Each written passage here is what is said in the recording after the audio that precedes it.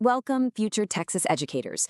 If you're getting ready for the TExES 905 exam, then you already know that Competency 004, physical education, is about so much more than just playing games, right? It's really about building healthy futures. So in this review, we're going to break down exactly what you need to know to not just pass the test, but to be an incredible PE teacher from the moment you step into that gym. Let's get started.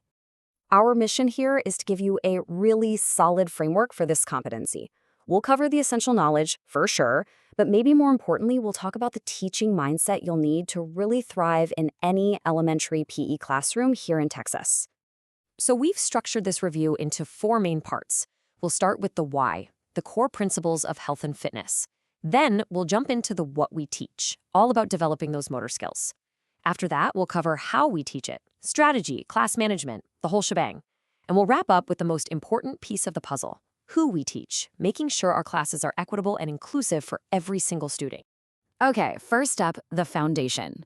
This is all about the why behind physical education. It's not just about getting kids to run around, it's about laying the groundwork for a healthy, active life. Let's start with the pillars of physical fitness. These come straight from the state standards, so you have to know them cold. First, you've got cardiovascular endurance. That's all about keeping your heart and lungs healthy. Then there's muscular strength and endurance. You've got flexibility, the range of motion in our joints, healthy weight control, and of course, doing it all safely through proper conditioning. These 5 are the absolute bedrock of your curriculum. But you know, PE is about so much more than just the physical stuff. The exam expects you to understand the whole child approach. And what that means is you're a health educator. You're teaching students how nutrition fuels their bodies, how getting active can be a huge stress reliever, and how choices they make, about sleep for instance, directly affect how they feel and perform. All right, let's pause for a quick check.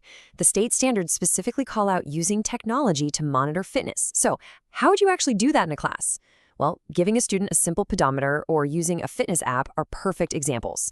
This stuff empowers them to take ownership of their own activity levels, which makes fitness personal, it makes it measurable, and honestly, a lot more fun. Okay, that solid foundation in health brings us right into our next section, motor development.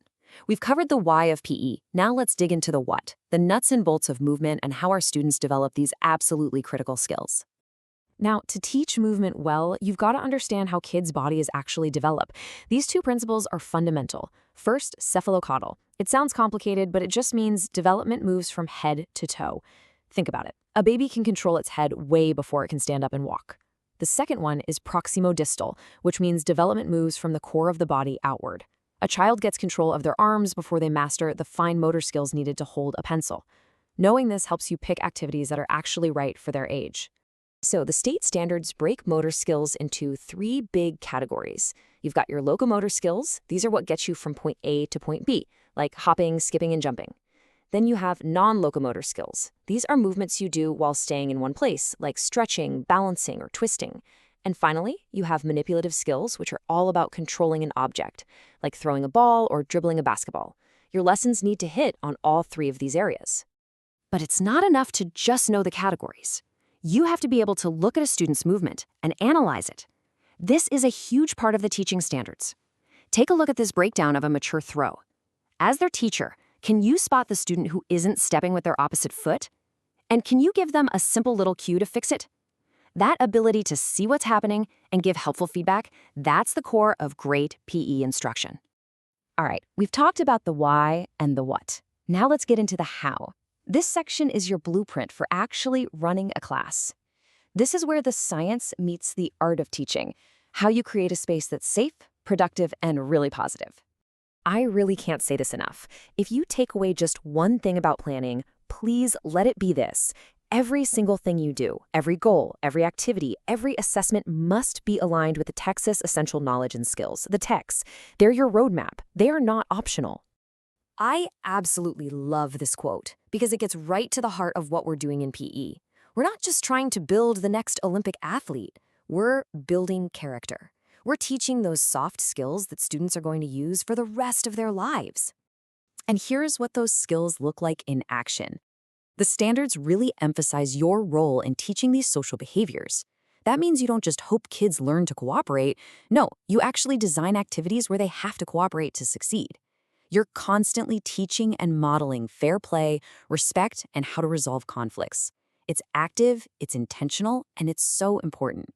And that brings us to our final and honestly our most important section, the apex. This is all about the who. It's about your professional responsibility to create an environment where every single student, no matter their ability, no matter their background, can participate, learn, and feel successful.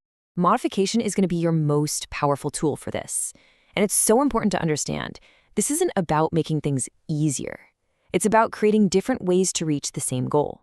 It's about making sure every activity is accessible so that every single student can find a way to be successful. And trust me, the needs in your classroom are going to be incredibly diverse. You'll have students with sensory issues who get overwhelmed in a loud gym. You'll have students with learning disabilities who need you to break down directions into tiny, clear steps. Your planning has to start with these kids in mind. So let's try to apply this. Say you have a student who is just really struggling to hit a moving ball. What can you do? Well, you could use a much larger, lighter ball. Or maybe you bring out a stationary tee so the ball isn't moving. You could give them a shorter bat. See, every single one of those little changes increases their chance of success, which builds confidence and makes them want to keep trying. That is adapting for success. Okay, here's another one. How do you make sure that student doesn't get lost or just check out? Well, you could break the instructions down, right? Teach one rule at a time. You could use visual cues, like different colored cones or maybe a diagram on a whiteboard. You demonstrate it, then you have them practice with a partner, and you only add the next layer of complexity when they're ready. How you manage your space and your information is everything. And this right here, this is the bottom line. This is your mission. It's not about catering to the kids who are already athletic. It's about designing a program that truly meets the needs of every child in every class you teach every single day. That is the standard of excellence we're aiming for in TExES. So as you finish up your prep for the TExES exam, I really want you to hold on to this question. Forget the standards for just a second. Forget the pedagogy. What kind of environment are you going to create? Because your answer to that question will define the impact you have, and it will determine whether you can inspire a real, lifelong love of movement in your students. Good luck.